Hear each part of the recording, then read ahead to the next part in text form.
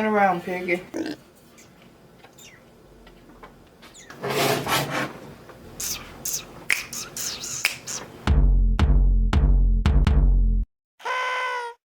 Hey Cakenistas, it's Marisha. This gets on my nerves. Hi there, sweetie. Today I have a very fun cake. So I got this request to make 2 half cakes.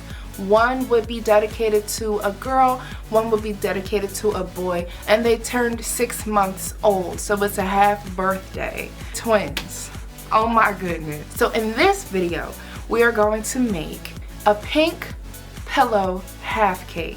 The best thing about half cakes, you get to decorate the inside half of the cake to look like actual cake layers. This is going to be a strawberry crunch cake, so you will see my process from start to finish. In the next video, I'm going to make... My light is just disappearing. My light is just going. The next video is going to be the boy cake. It is going to be in blue, and the flavor is going to be cookies and cream. If you haven't done so yet, subscribe to the channel, press on the notification bell, and let's get started. Okay, Cakenistas, so for both of my half cakes, I'm going to start off with a vanilla cake, and this is just going to be the base, and I'm going to flavor them as needed. So I'm making 2 batches of my 1 bowl vanilla cake. And one cake is going to be, as I said earlier, strawberry crunch, and the other is cookies and cream. So for this strawberry crunch, I'm going to need 2 half layers of strawberry flavored cake and 1 half layer of vanilla flavored cake. I can go ahead and bake off 1 layer of an 8-inch vanilla cake and then pour some batter into another bowl and add in my strawberry gelatin. And if you would like to see how I make my strawberry crunch cake, I do have a separate video for that, which I will link in the description down below. I'm going to give it a little bit of pink flavor because I know this brand is not the actual Jell-O brand, and it has great flavor, but the color is never pigmented enough. So I did that, and I baked it at 350 degrees for between 25 and 30 minutes. I let it cool, and then I can easily remove it from my pan. I'm going to cut it in half, and I am eyeballing this, and it was spot on, so that's great. I have my cake drum here. I put a little bit of frosting down to let that cake stick to it, and now I'm going to prep my vanilla cake as well. So 1 half is going to be dedicated to this cake, and the other half of that vanilla is going to be dedicated to the next cake. I'm going to start off with my cream cheese frosting. I love using cream cheese frosting for this cake. It's already such a delicious flavor, and that cream cheese frosting literally just sets it off. So I'm going to pipe it in a way that will allow me to have a small layer of frosting at the bottom, and then I can put in my strawberry filling. And I make the strawberry filling by taking frozen strawberries, adding a little bit of water, cornstarch, and sugar to a pot, and bringing it to a simmer. Once it completely cooled, it was nice and thick, and I did make it thick on purpose so that it would not spill out. I'm then going to add a layer of my strawberry crunch crumbs. You can purchase these from off of my website, link will be in the description. And then at that point, I can add in my moist vanilla cake layer, and then we're going to repeat the process.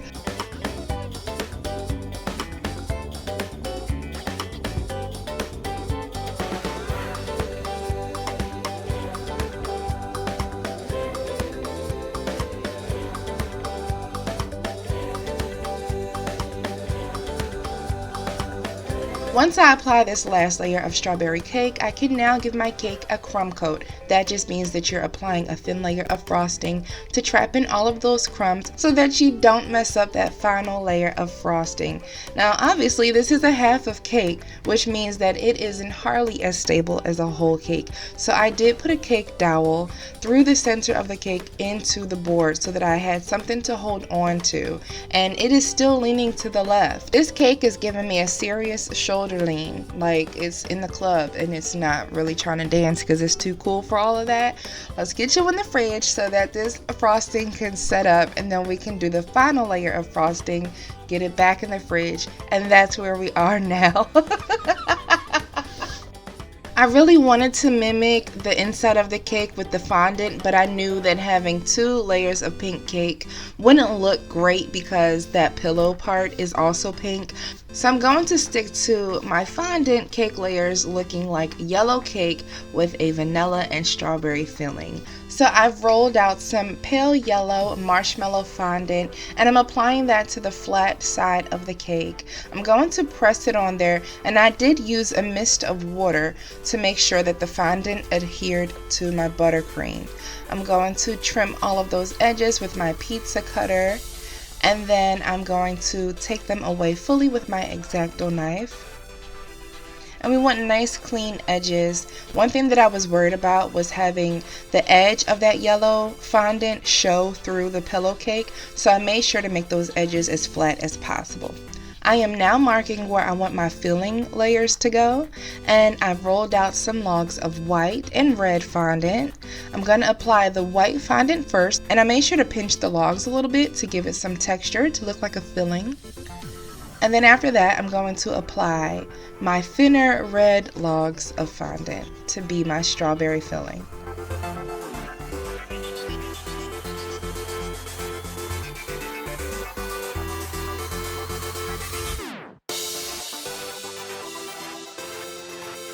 Now I'm going to roll out my pink fondant and smooth it out. I'm using cornstarch to keep everything from sticking. That is my preferred method of non-stickage.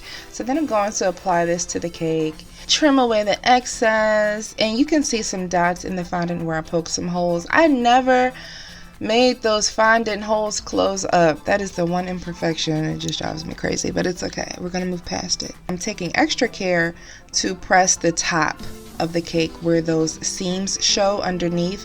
I want to make all of it look seamless. Then I'm going to trim away that excess fondant, and I'm being extra careful not to cut through that yellow fondant, but just the pink fondant. Now I'm going to make my pillow pattern, and I'm just using a cake scraper. I'm eyeballing this. I always eyeball it. Some people measure it. Some people use a stencil. You can do all of those things, whatever you feel comfortable doing.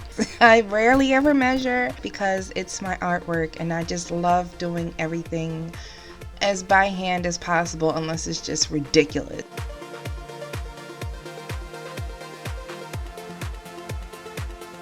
So I'm going to do the same thing on the top of the cake. The grid on the top doesn't match the grid on the sides. That's okay. It's a cake. It's already gorgeous. I'm not pressed. Once I finish that, I'm going to add an edible gold pearl at every cross point. And I like to place it there first with a little bit of water and then actually press it into the cake.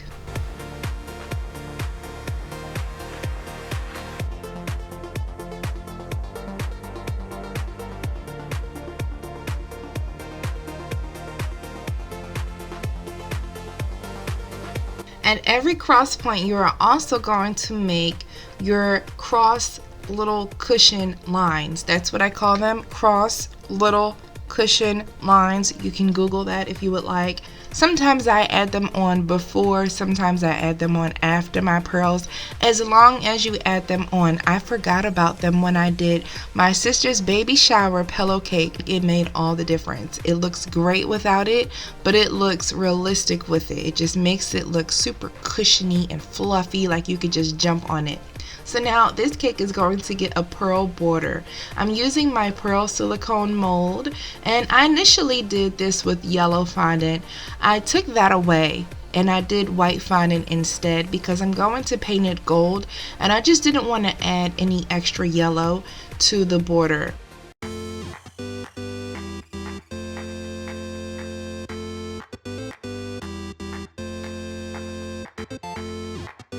Each cake is going to get a plaque that has the baby's name and 6 months old, and I'm going to use this letter press. I love this because it allows you to place each letter into this case. You can press it into the fondant, perfect spacing, perfect lines, everything. So now I'm going to paint coat those letters with a mixture of edible gold dust and a little bit of vodka. I'm using a super thin food grade paintbrush to do this. And at that point, we're going to let it set while we make our border for the plaque. This is a little bit tedious. I did have to use my clay extruder to press out some thin strands of fondant, and I am just curling them around the plaque. I made sure not to put any gold pearls where I was going to be putting my name plaque, and I was able to apply that easily with a little bit of water. Once my decorations are completely applied to my cake, I'm going to paint the rim of that plaque gold as well. I also did the pearl border.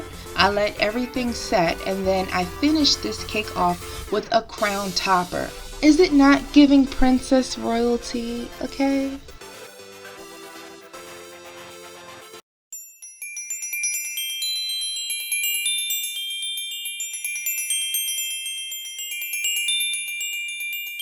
That is how I made the first of these two adorable cakes. I hope that you guys enjoyed this video. Couture in a princess pink strawberry crunch half pillow cake. Bye guys.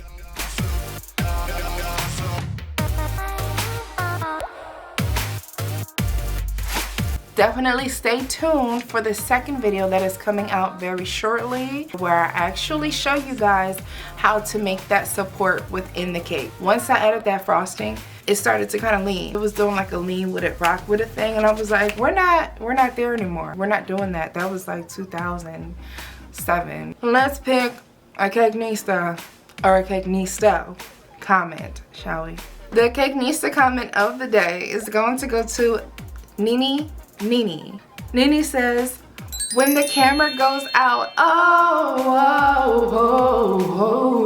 That song was a whole production. That took me 1 hour to do those layers. That's ridiculous. And then I ended up finding the clip that was missing. I wanted to be a singer. That means that you guys just have to endure a weird song or two. Thank you so much for commenting. I appreciate it. If you would like to be featured in the next video, all you have to do is be subscribed to the channel and comment down below. I will see y'all in the next video. Bye guys. When the camera goes, oh, you can see my mustache. Let me back up.